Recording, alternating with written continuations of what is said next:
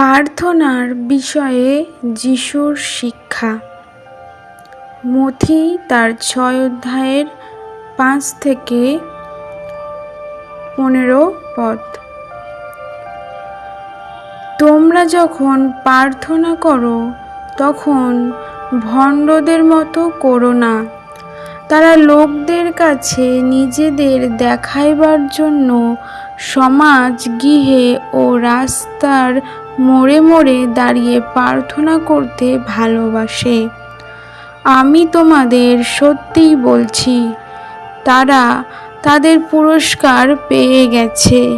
কিন্তু তুমি যখন প্রার্থনা করো তখন তোমার ঘরের ভেতরে গিয়ে দরজা বন্ধ করে তোমার পিতা, যাকে দেখা যায় না, তার কাছে প্রার্থনা করো।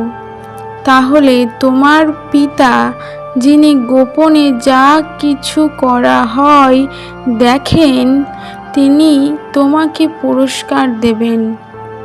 তোমরা যখন প্রার্থনা করো তখন বিধর্মীদের মতো একই প্রার্থনা পুনরাবৃত্তি করিও না, কারণ তারা মনে করে তাদের বাক্যবাহুল্যের গুণে তারা প্রার্থনার উত্তর পাবে। তাই তোমরা তাদের মতো হইও না, কারণ তোমাদের চাওয়ার আগেই তোমাদের পিতা জানেন তোমাদের কি প্রয়োজন আছে।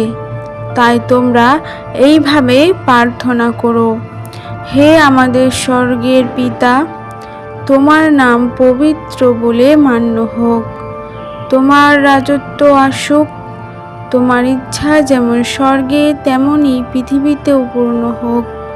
যে খাদ্য আমাদের প্রয়োজন তা আজ আমাদের দাও।